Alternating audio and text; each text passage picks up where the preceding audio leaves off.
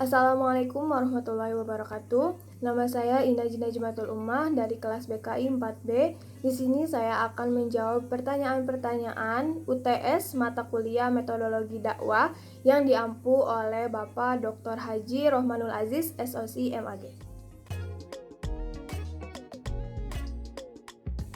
Pembahasan mengenai peta konsep metodologi dakwah, bahwasanya dakwah ini terbagi menjadi dua cara, yaitu dengan lisan dan yang keduanya dengan hal atau perbuatan.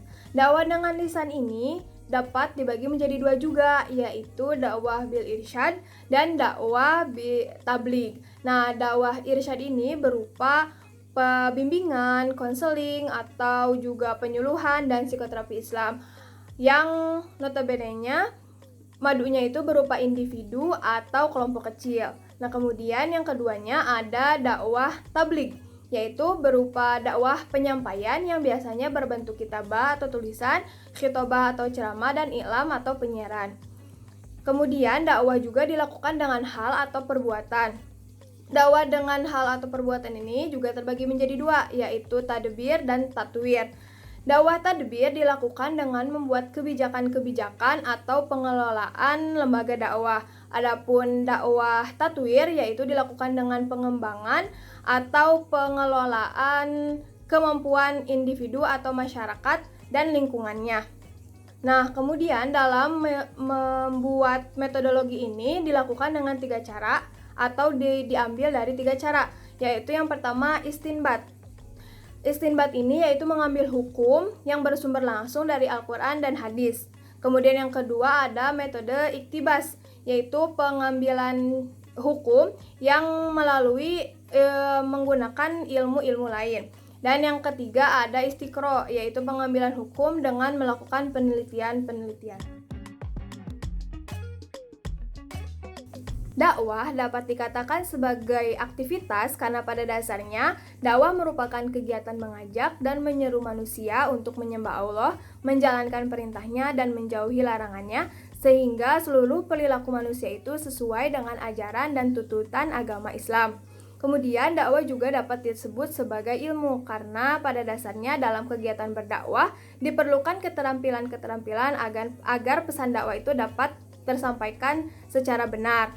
Nah, keterampilan-keterampilan ini dapat meliputi metode, media, kemudian pemahaman terhadap mad'u, yang semua itu dapat diraih dengan memahami ilmu-ilmu tertentu. 5 ayat Al-Quran yang menyebutkan kata dakwah secara eksplisit terdapat dalam Quran Surat Al-Baqarah ayat 186. A'udzubillahi minasyaitonirrajim. Bismillahirrahmanirrahim. Wa idza sa'alaka ibadi anni fa inni qarib ujibu da'watad da'i idza da'an falyastajibu li wal yu'minu bi la'allahum yarshudun. Dan apabila hamba-hambaku bertanya kepadamu tentangku, maka jawablah, sungguhnya aku ini dekat. Aku mengabulkan permohonan orang yang berdoa kepadaku. Apabila ia berdoa, maka hendaklah mereka menjalankan perintahku dan beriman kepadaku, agar mereka senantiasa dalam kebenaran. Kemudian terdapat dalam Quran Surat Ghafir ayat 43, A'udzubillahi minasyaitonirrajim. La jarama annama tad'unani ilaihi laisa lahu da'watun fid dunya wala fil akhirah wa anna maraddana ilallahi wa annal musrifina hum ashabun nar. Sudah pasti bahwasannya apa yang mereka serukan kepadaku untuk beriman kepadanya tidak memperkenankan seruan lain baik di dunia maupun di akhirat, dan sesungguhnya kami kembali kepada Allah, dan sesungguhnya orang-orang yang melampaui batas itu adalah penghuni neraka. Kemudian terdapat dalam Quran Surat Ar-Rum ayat 25, A'udzubillahi minasyaitonirrajim. Wa min ayatihi ataqumas sama'u wal ardu bi amri summa idza da'akum da'watan minal ardi idza antum takhrujun. Dan di antara tanda-tanda kekuasaannya yaitu berdirinya langit dan bumi dengan irodahnya. Kemudian apabila kamu dipanggil dengan sekali panggilan dari bumi, maka seketika itu juga kamu keluar dari kubur. Kemudian Quran Surat Yunus ayat 25, A'udzubillahi minasyaitonirrajim. Wallahu yad'u ila daris salami wa yahdi may yasha'u ila shiratim mustaqim. Dan Allah mengajak manusia kepada Darussalam atau surga dan menunjuki orang-orang yang dikehendakinya kepada jalan yang lurus atau Islam. Dan yang terakhir terdapat dalam Quran surat Ali Imran ayat 104.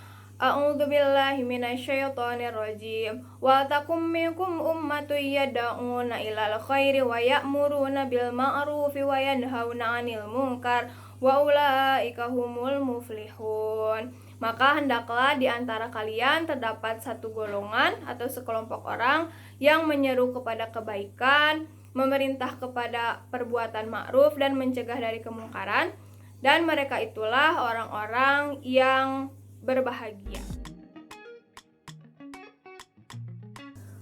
Perbedaan antara ilmu komunikasi, ilmu dakwah, dan ilmu tabligh.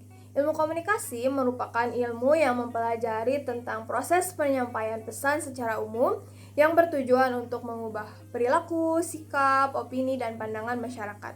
Adapun ilmu dakwah yaitu ilmu yang mempelajari tentang proses penyampaian pesan yang berupa ajaran Islam dengan tujuan untuk memberikan pemahaman kepada masyarakat tentang ajaran Islam dan mengupayakan agar perilaku masyarakat tersebut sesuai dengan ajaran-ajaran Islam. Adapun ilmu tabligh yaitu bagian dari ilmu dakwah, yaitu ilmu yang mempelajari tentang proses penyampaian ajaran Islam yang hanya dilakukan dengan lisan dan kata-kata dalam bentuk kitabah atau tulisan, khitobah atau ceramah, dan ilam atau penyiaran. Setidaknya ada 7 unsur yang diperlukan dalam proses kegiatan dakwah, yaitu da'i, mad'u, maddah, wasilah, thoriqoh, asar, dan juga tujuan. Da'i merupakan orang yang menyampaikan dakwah atau juga disebut sebagai subjek dakwah. Da'i ini dapat menyampaikan dakwah dalam bentuk lisan, tulisan, maupun juga perbuatan, baik secara individu maupun kelompok.